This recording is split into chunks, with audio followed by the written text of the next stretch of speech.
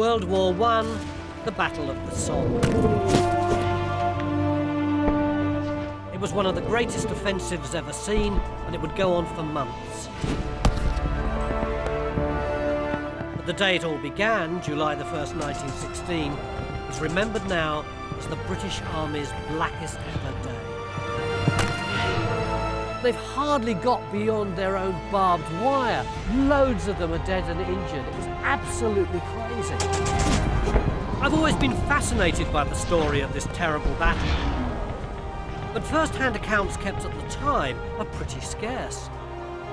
So we have to piece together the story from the few bits of evidence we have. But luckily, I found a rare and very secret wartime diary. Now, thanks to this unique personal record smuggled back from the front, I'll reveal in intimate detail the dramatic story of one battalion from one British city in the words of one man, Private Frank Meakin. So he could have got into trouble if huge trouble. These were hot stuff. Frank and his comrades were part of a unique volunteer army, the PALs, who left their homes and their loved ones behind to go and fight. With the testimony in Frank's diary and with the help of historians and experts, we'll retrace their unique journey from the trenches where they trained to the trenches where they fought 100 years ago. They'd have fixed their bayonets, 7:20 in the morning, they would have gone over. As they faced the terrible first 24 hours on the Somme.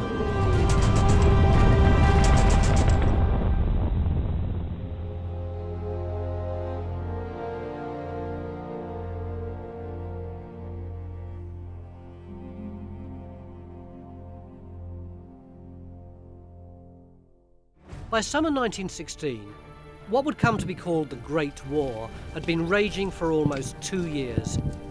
But on the Western Front, there was stalemate, with lines of trenches and barbed wire dividing Europe from north to south.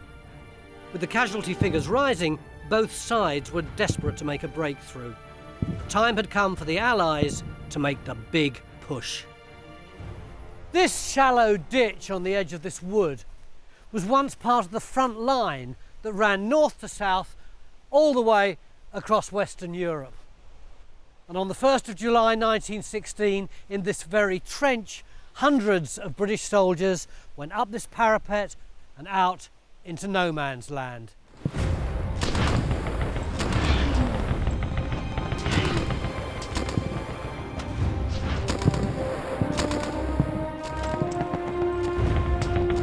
The majority of them would become casualties in the first few yards. Overall, 19,000 British troops would be dead by sunset. The first day of the Battle of the Somme had begun. Throughout that first dreadful day, and during the weeks and months that followed, our secret diarist Frank Meakin served alongside hundreds of thousands of young men who joined up to fight for king and country.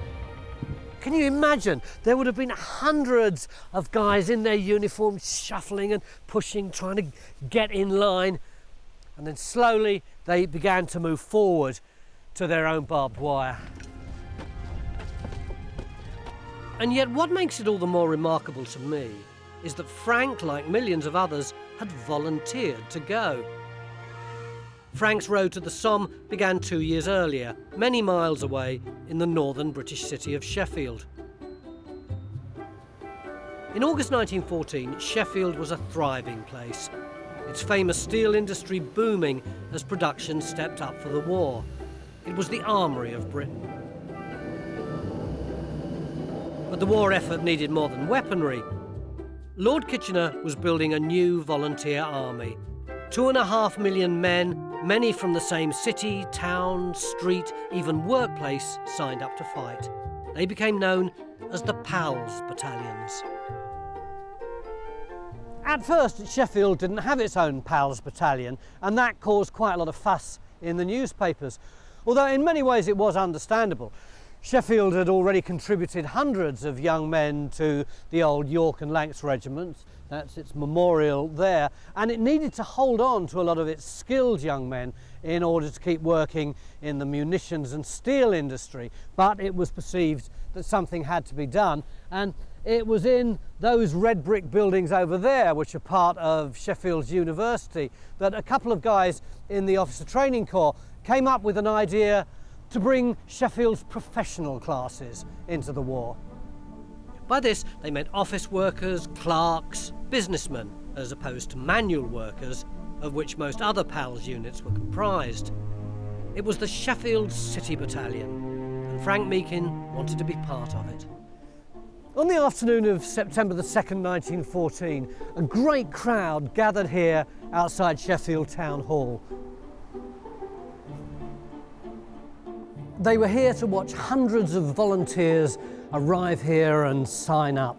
They came from all parts of Sheffield and beyond, all walks of life, all encouraged by the Duke of Norfolk himself, who's still here on the very staircase that they all filed up. 1,500 forms had been printed specially, and it was right here in the council chamber that Frank, along with a group of friends and colleagues, signed their names. None of them knew what lay in store. But 100 years on, we do know in detail, thanks to Frank's diary. A diary that shouldn't have existed because keeping one was forbidden for servicemen on active duty on the Western Front. 34-year-old Frank Meakin worked as an architect actually in the town hall. All he and a bunch of his workmates had to do was just walk up the stairs from their office to join up. 19-year-old Alpheus, or Alf Casey, had been studying for a physics and pure maths degree and was a keen tennis player in Sheffield before he joined up. William Arthur Colley was one of the oldest volunteers at 45.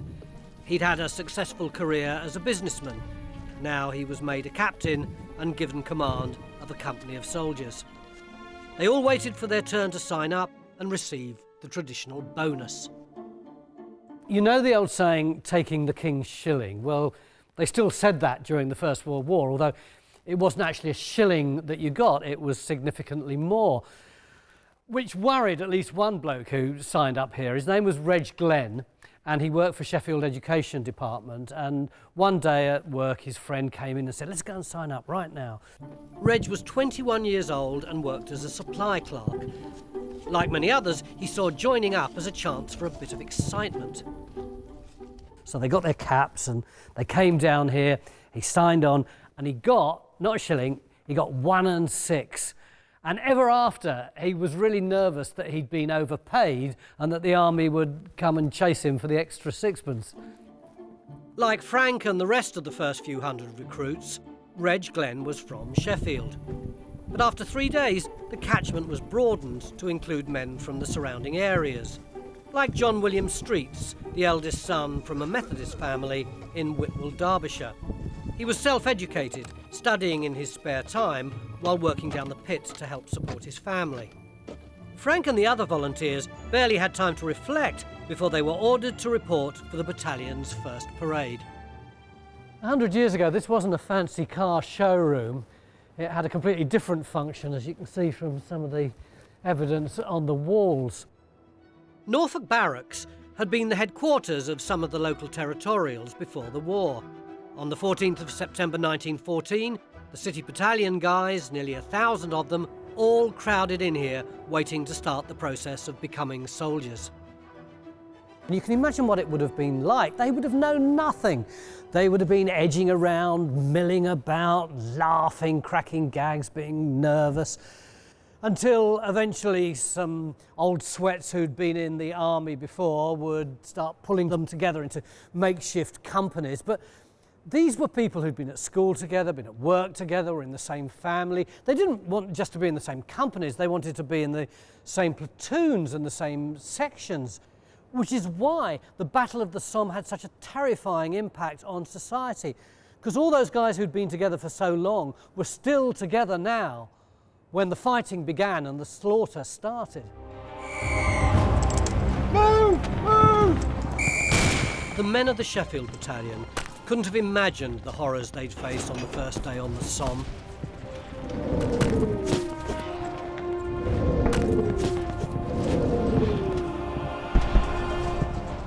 that was still almost 2 years in the future. Now, after joining up, came the bane of all new army recruits. Before they could hold a rifle or even wear a uniform, the new City Battalion had to learn drill. And there was only one place nearby that was big enough for that. I used to come here to away matches when I was in my teens. This is Bramall Lane, the home of Sheffield United Football Club. And when I knew this place, it didn't look like this. That stand was there, and that stand was, and this stand, but over here, there was nothing. Well, I'll say there was nothing. There was a cricket pitch stretching way, way, way, way back, and beyond it, there was a cricket pavilion. And the local people loved it. They used to come here, sit in the stand, watch all the guys marching around, applauding. Well, at least they did for a bit, but after a while, everyone got really bored with that. And as you can imagine, the groundsmen got pretty hacked off as well, seeing their lovely grass being ripped to shreds, and so the battalion had to find somewhere else to do their marching. The weeks of square bashing had made the guys fitter, and that came in handy because their new barracks weren't actually in Sheffield, but up on the moors outside the city. And it was December, and the day they had to march there, it snowed. Red Myers camp was so new, in fact, that it wasn't actually finished. The lads were put to work as soon as they arrived, building huts and laying gravel paths. And if that wasn't bad enough, there was also field training and route marches in full equipment across the moors. It was a bit of a remote spot, but fortunately there were some benefits. The lads arrived here at this time of year in exactly this kind of weather. You'd have thought life would have been hell on wheels, but there was this pub and another one just down the road that they could sneak off to. They could get home at weekends. By all accounts, they had a pretty good time of it. There you go, Helen. Thank you. There was a name, was that like pie and something men that they were called? Coffee and bun men. Oh, coffee and bun men, yeah. And that was because everybody thought they were having such a good time. Helen Allathorne has been researching this area for 20 years, and she's well acquainted with the harsh conditions here in winter. The coffee and bun boys back then might not have agreed, but this had its uses. Given what was going to happen to them in the not-too-distant future, they really did need to be toughened up in weather like this, didn't they? They certainly did, and they certainly had a baptism by fire almost by being up here, because it's very high up here, very exposed. There is no tree cover where they were training. We know from the accounts that it was very bad weather, so not only wind and rain like we have today, but also snow as well that they had to contend with. The huts and gravel paths built by the guys are now long gone. In the early 1990s, though, archaeologist Helen discovered other remains of this area's military past, which had lain forgotten for many decades. I was taking some students out from the University of Sheffield, and we were doing landscape recording, and we came across these features that nobody knew what they were until we started doing a bit more research, and we discovered that these were actually rather rare First World War practice trenches. Amazingly, the trenches Helen found were actually dug by the City Battalion men during the winter of 1914-15. They were to get the guys used to the kind of positions they'd find themselves in action. Unique evidence of the battalion's training, a monument in a way to guys who very soon afterwards were heading to the trenches for real. It's thanks to the Sheffield City Battalion that we've got some crucial historical detail, not only about the first 24 hours on the Somme, but also about life at Red Myers beforehand. Much of what we know comes from the others who kept diaries. One of these was written by young Private Alf Casey. His diary came to light after a house clearance a few years ago. It gives an amazing insight into life for the recruits that winter. Monday the 4th of January 1915. The rain it raineth every day.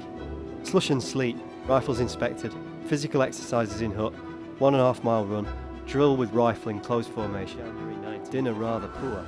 for a surprise. 9 to 2:30 p.m. over Roper's Hill, Ringing Low, over at Moors, down to town, past Drill Hall to Norfolk Park, back to Midland Station, back to Red Myers.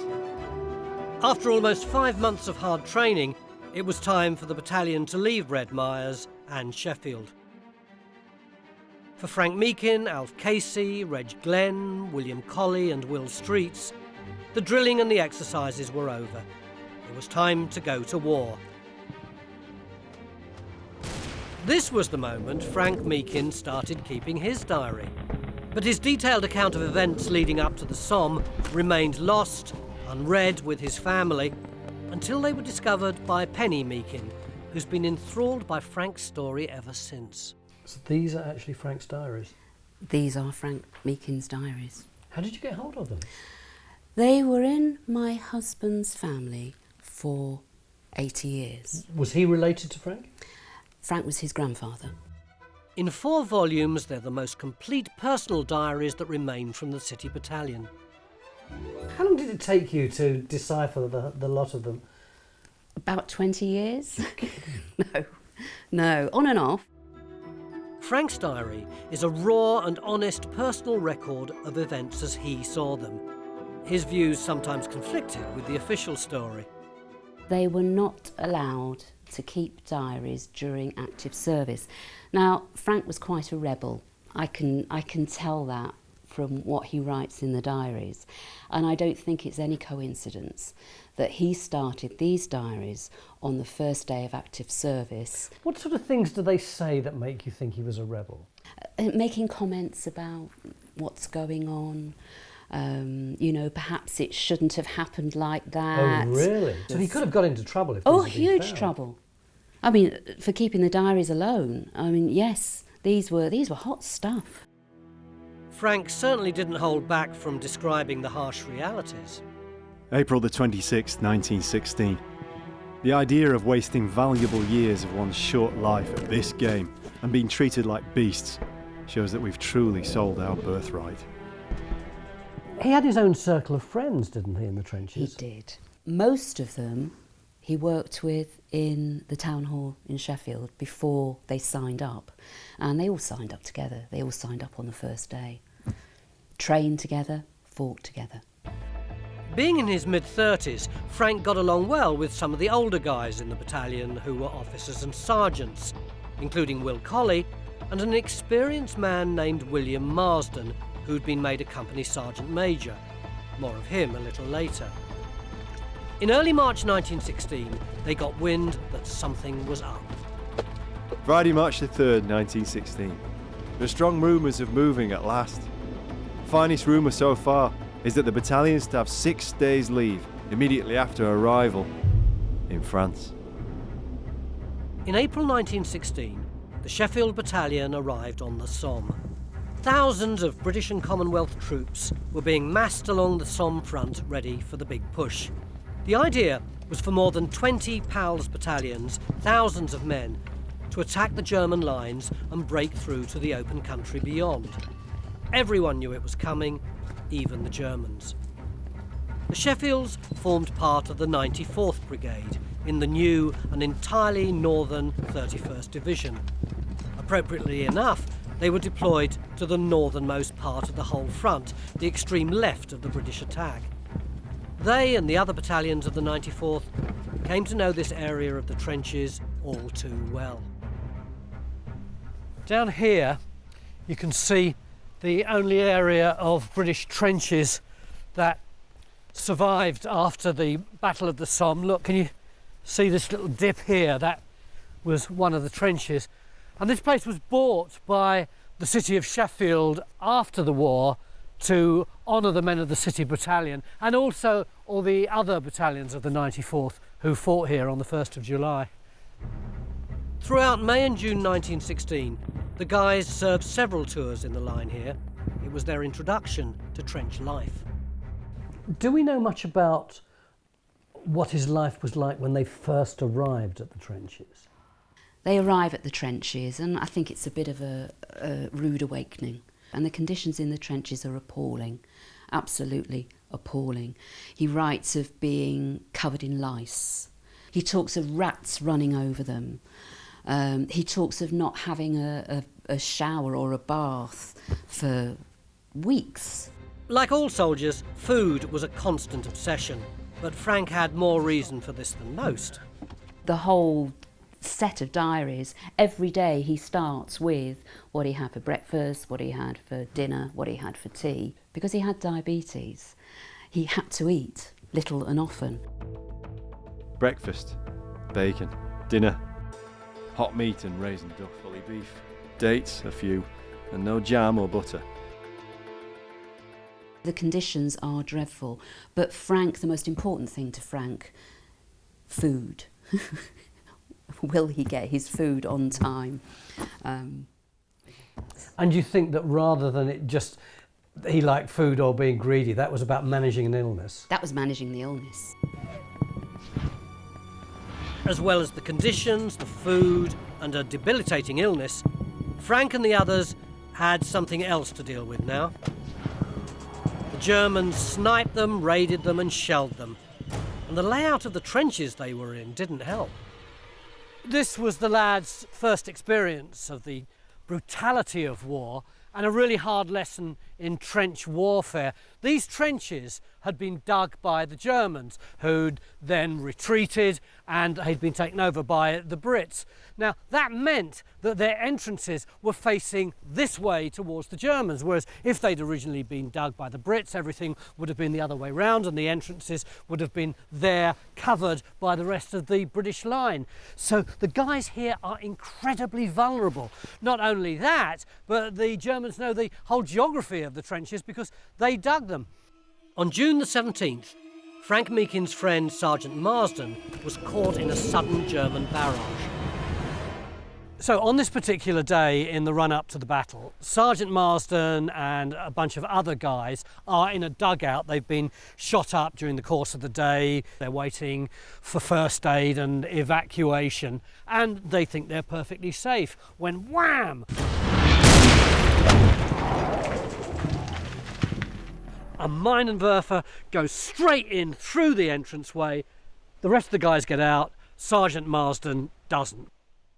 That was a very, very difficult day. Frank was guarding his post and there was terrible bombardment and so many people were killed, including a lot of his pals.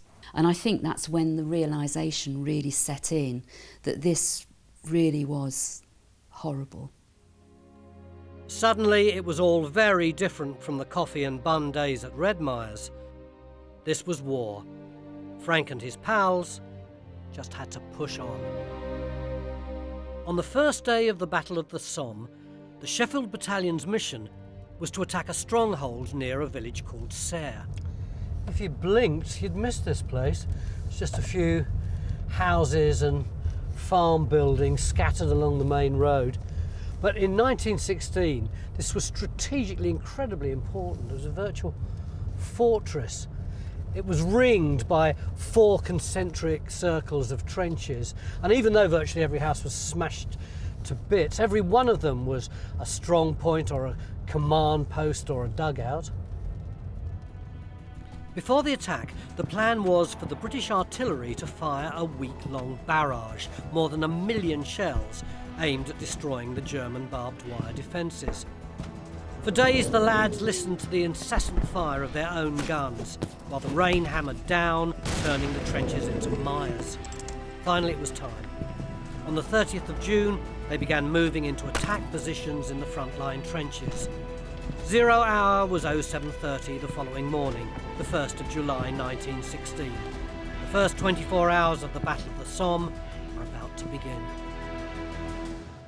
When the battalion were first heading to their trenches, this is the route that they would have gone down, only this was a communication trench back then.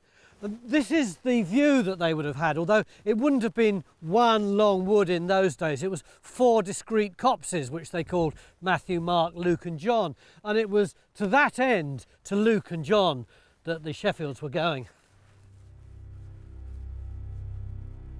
I'm meeting Paul Oldfield, a retired army officer who's extensively researched the history of the Sheffield Battalion on the Somme. It's pretty horrible today, isn't it? It's cold, it's wet, it's claggy underfoot. Would it have been like that? No, the weather on 30th of June, 1st of July was actually pretty good. The days before the attack, there had been very, very heavy rain, and as a result, all this thick glutinous mud had formed on the bottom of the communications trenches, making life pretty miserable for the guys and slowing things down. Where would they have come from? Well, they started off the night before the attack, about 5 or 6 miles back. They'd had billets in a wood, started moving forward early evening, about 7:30. But later on, they had a final halt for some tea and rum and take some rations. At that point then, they had to go into the trenches. So the last 2 miles of this journey were in communications trenches. What must it have been like for them moving around that night? It was dark, they had to keep quiet, there was no light showing. There was lots of flashes of shells going over the top of them. Very atmospheric, very tense. And of course the bottom of the trenches were thick in mud. How many guys do you reckon would have been here? Well, in this brigade area, Yeah. probably about 4,000 guys, all trying to get to their positions at the same time. All on a timetable, of course, so it was well worked out. But despite that, the ground conditions were such that most of them were 2 or 3 hours late actually getting into position.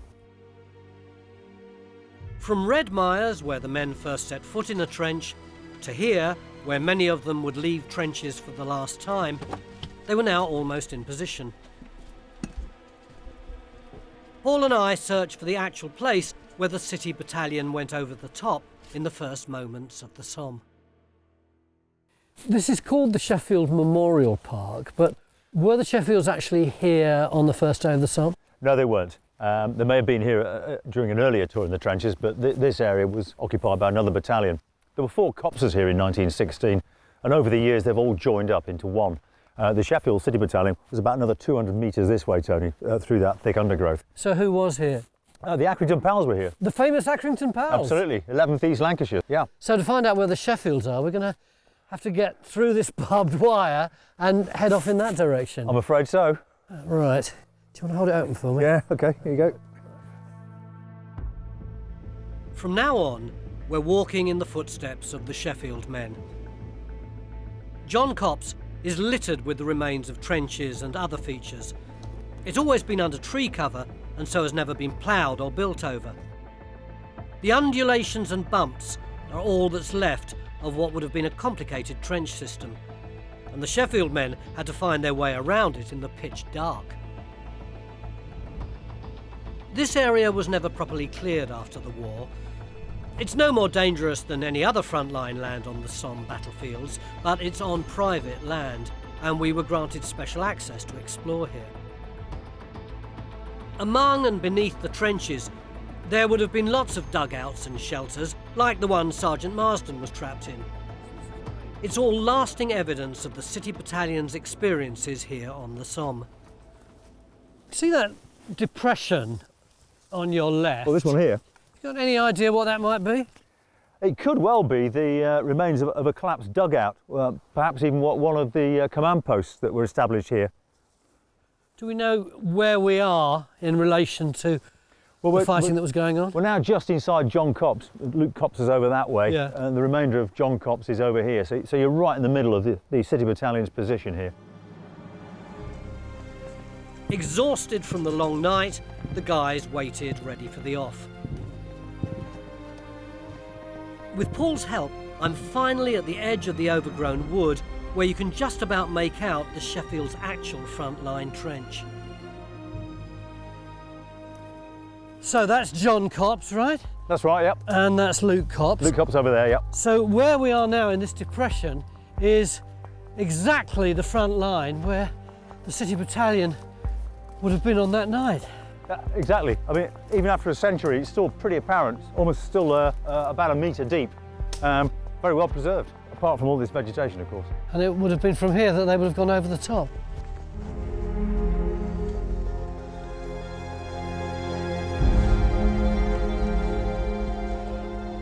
Let's fix bayonets. They'd have fixed their bayonets, 7:20 in the morning, they would have gone over and set themselves up on their start line, ready for the attack to start at 7:30. There they all were, ready to go. Frank Meakin, Alf Casey, Reg Glenn, Will Colley, and Will Streets, for whom fate had something special marked down, as we shall see later. 5 men about to go into battle. How many would return? At 7:20 a.m, the City Battalion boys are ordered to get on their ladders, get up onto the parapets.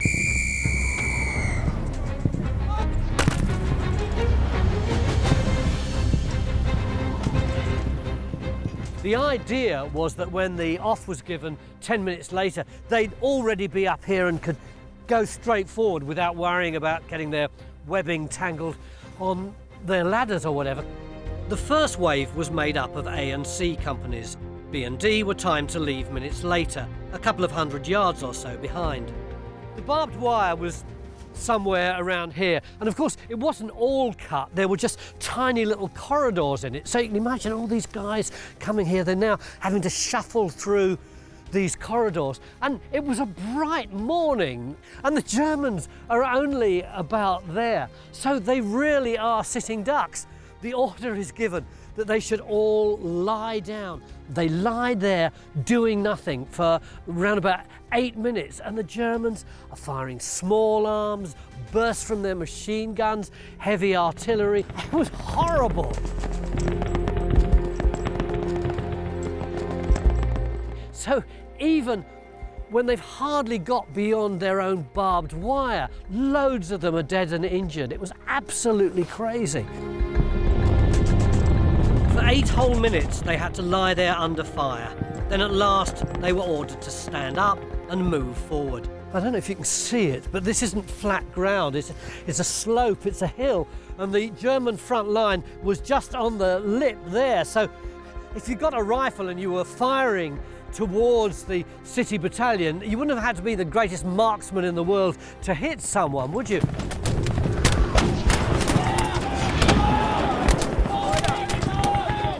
Not only that, but remember this is the far northern end of the line, so the German flank is here and they've got machine guns, they're firing into the City Battalion. If you miss the first guy, you're likely to hit the person behind them or the person in front of them. So as you can imagine, all the guys are veering off in this direction to avoid this murderous fire.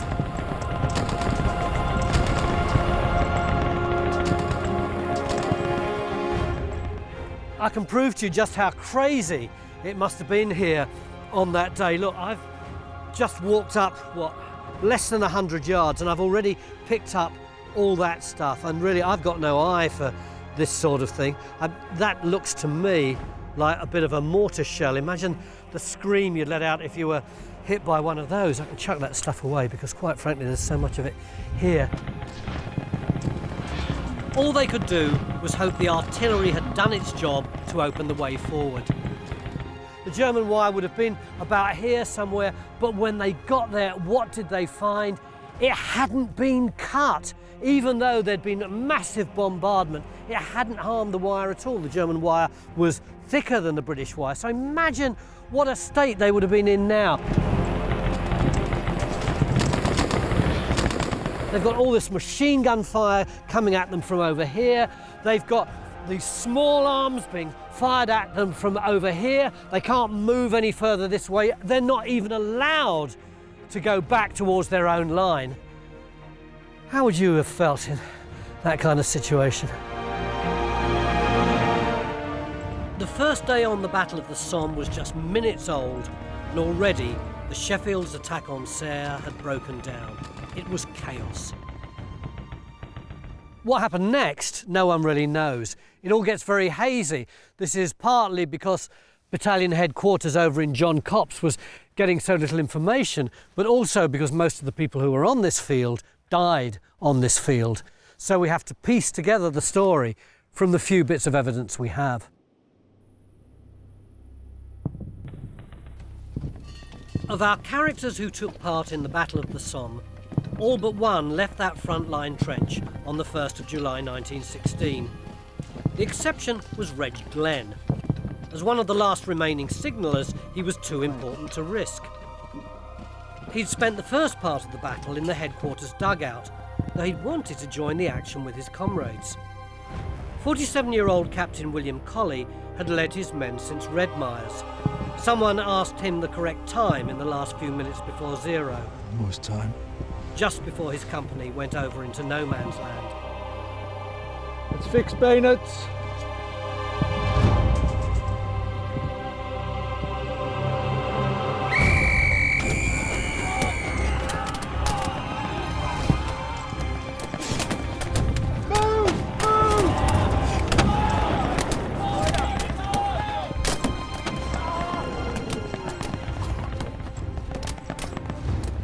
Alf Case's later diaries were lost, or he simply never wrote anymore on active service.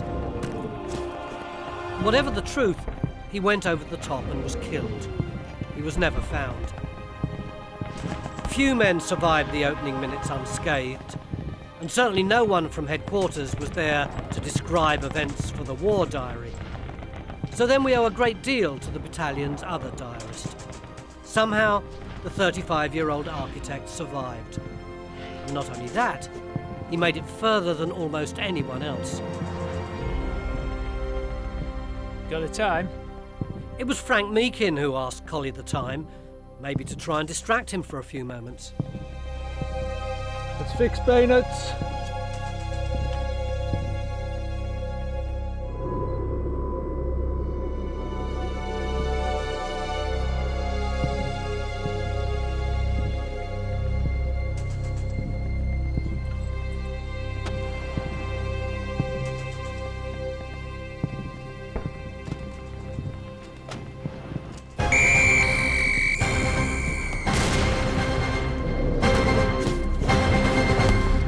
Frank Meakin said that on the long trudge up to the German line, he could see his mates on either side of him covered in blood, but it never occurred to him for one moment that he would die. He just wanted to get on with the job. When the barrage lifted, the first wave went forward. I closed up and joined them. I stumbled several times in our barbed wire and cursed freely, but probably these stumbles saved my life time after time. Eventually, he gets to the German line, can't get through, but then about 40 yards away, he can see an area where half of the wire had been blown away, but only half of it. So there was enough there for him to get snug in and be firing towards the Germans, who he could just see through the rest of the wire. The Germans were right on top of the parapet, behind the wire. They even brought up a machine gun there to face us. We made good rifle practice for a time, accounting for several of them, till they took more careful cover. Frank and the others kept up this close-range fight until they couldn't hold on any longer. The other guys are saying, let's get out of here, let's go back to our line. He's saying, no, that would be crazy. We've got to wait until it's dark. Some of them decide to go back, some of them are hit, others of them come back and take cover by the barbed wire again, until eventually Frank thinks it's safe enough to go back. He goes back across no man's land and he hops from one crater hole to the next, sprinting, ducking down, zigzagging this way and that, until finally, just before he gets back to his own line, the whole area is thick with bodies, thick with injured. He helps patch some of them up, drags a few back into the trench. He gets into the trench himself, and that's the end of his first day. For miles along the British lines, it was the same story. A few breakthroughs in these first few hours, but mostly the attack stalled with terrible casualties. The fighting went on for hours. There was a little lull at one time when the Germans allowed the British to clear their dead and injured away, but then the British started shelling the Germans retaliated, and the whole thing kicked off again, till eventually virtually the whole brigade had been wiped out and their bodies lay where they fell for months, until finally they were buried in one of the little cemeteries dotted around the battlefield. The Sheffield's objective, the village of Serre, remained held by the Germans until they withdrew the following year. Frank and his pals never reached the village, but in 1923 the residents donated ground for a memorial to the men who died. Private Alf Casey and Captain William Colley and others are commemorated on the memorial to the missing at Teepval. Reg Glenn saw out the war. Over the years, he was a regular face at reunions until the final one in 1976. He was the last survivor of the original Red Myers men when he died in 1994, 101 years old. Late on this first day of the Somme, Sergeant Will Streets had led his men from the front. He was on his way back into John Copse. Sergeant Streets was wounded and made his way back to the comparative safety of his trench, but before he got there he was told that some particular guy was injured and needed help.